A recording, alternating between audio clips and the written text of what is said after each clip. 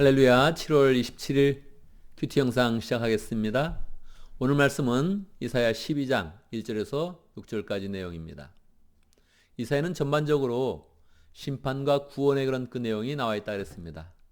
대체적인 그런 내용은 심판에 대한 그런 그 메시지가 훨씬 더 비중을 많이 차지하고 있죠. 그런 가운데 하나님께서 계속 구원의 그런 그 메시지를 함께 주시는 것입니다. 구원의 그런 방법은 무엇일까요? 구원의 실체는 무엇일까요? 12장 바로 앞에 나와 있는 11장에서 구원의 실체와 하나님이 우리를 구원하시는 그런 방법을 말씀해 주셨습니다. 그것은 무엇입니까? 우리에게 메시아를 보내주신다는 것이요. 메시아를 보내주셔서 주님의 나라를 우리에게 만들어 주시겠다, 그렇게 약속해 주시는 것입니다. 하나님의 백성이 돌아와야겠지만 하나님의 백성이 돌아오지 않더라도 죄악 가운데 그냥 빠져 있어도 예수님을 보내주셔서 죄악의 문제를 해결해 주시고 하나님의 나라를 왕성하게 세워서 이 땅 가운데 소망을 주시는 것입니다. 이것을 알 때 이사야의 마음이 어떠하겠습니까? 하나님의 이런 구원을 감사하면서 찬양하고 싶은 그런 그 마음이 풍성했을 것입니다. 주님의 나라를 꿈꾸면서 그 마음에 소망이 가득 차고 하나님의 위대하심을 정말 찬양해야겠다, 이런 마음을 가지고 있었겠죠. 이때 하나님께서 이렇게 말씀하십니다. 그날이 오면 너는 이렇게 찬양할 것이다. 그날은 항상 메시아의 도래를 염두에 두면서 말씀하고 있습니다. 지금은 좋지 않아서 하나님의 심판의 메시지를 듣고 있지만 결국 하나님의 구원은 이루어질 것이다.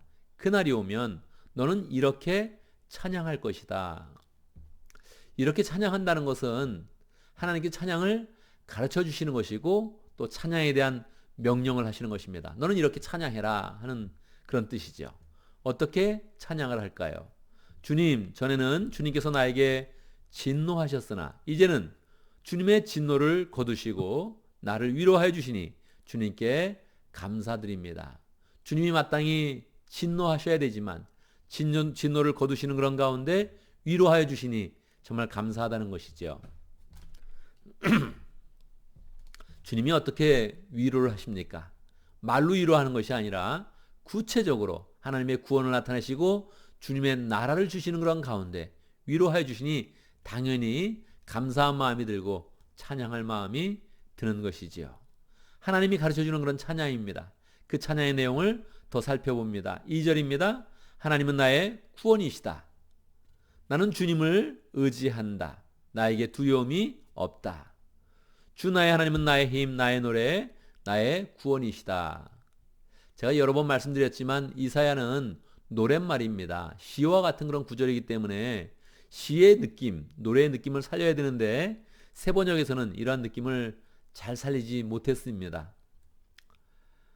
4절입니다. 그날이 오면 다시 3절 한번 먼저 하고 넘어가겠습니다. 3절. 너희가 구원의 우물에서 기쁨으로 물을 얻을 것이다. 하나님이 찬양을 가르쳐 주시고 다시 이사야의 이런 그 말이 전해지고 있습니다.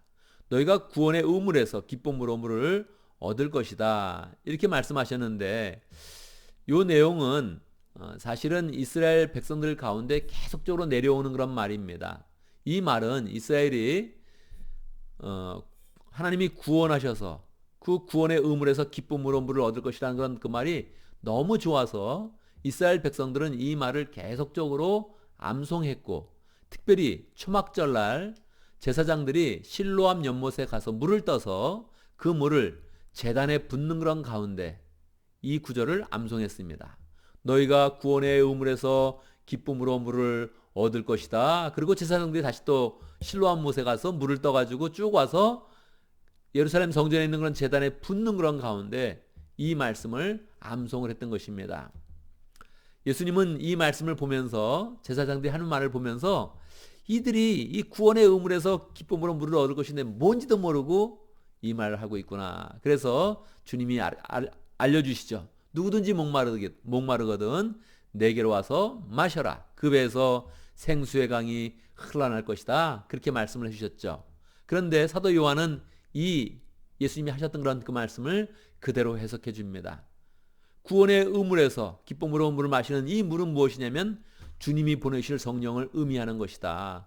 예수님도 누구든지 내게로 와서 마셔라고 했을 때 무엇을 마셔야 하냐면 성령의 물을 마시는 것이다. 내가 주는 그런 성령의 물을 마시는 것이다. 그렇게 가르쳐 주죠.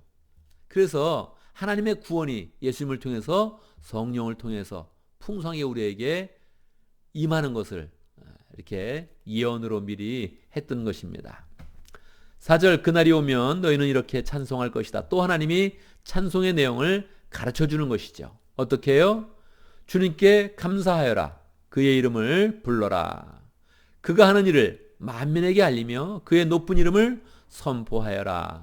하나님의 구원은 이스라엘을 향한 것이지만 이것은 너무 위대한 것이고 온 백성에게 향하여 임할 것인데 이런 구원의 그런 그 기쁨을 풍성하게 온 세계에 알리고 선포하라는 것입니다.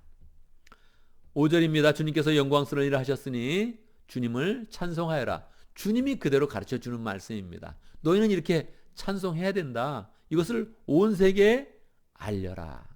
주님께서 친히 찬송의 내용을 가르쳐 주면서 이거 온 세계에 알려야 된다. 왜? 온 세계에 구원의 그런 기쁨이 풍성하게 퍼질 것이니까요. 시온의 주민아 소리 높여 노래하여라. 너희 가운데 계시는 이스라엘의 거룩한 분은 참으로 위대하시다. 하나님이 가르쳐 주시는 그런 내용이요, 우리가 부를 찬양의 그런 그 내용입니다. 그래서 하나님은 우리에게 구원을 베푸시면서 그 구원이 얼마나 우리에게 좋은 것인지를 하나님이 미리 보시면서 정말 기쁨으로 구원의 우물에서 기쁨의 물을 거두는 그런 가운데 하나님을 찬송해라. 이렇게 찬송의 가사를 가르쳐 주시고 우리에게 찬송하라고 명령해 주시는 것입니다. 오늘 말씀은 하나님의 그런 구원이 구체화되고 하나님께서 우리에게 찬양받기 원하신다 하는 그런 내용들을 알 수 있습니다. 하나님을 찬양하는 일, 온 세계에 알리고 또 온 세계 사람들과 함께 찬양할 일입니다. 특별히 찬양을 할 때 구원의 우물에서 기쁨으로 물을 얻는 그런 가운데, 기쁨으로 성령의 은혜를 누리는 그런 가운데 하나님을 찬양하라 우리에게 가르쳐주고 있습니다.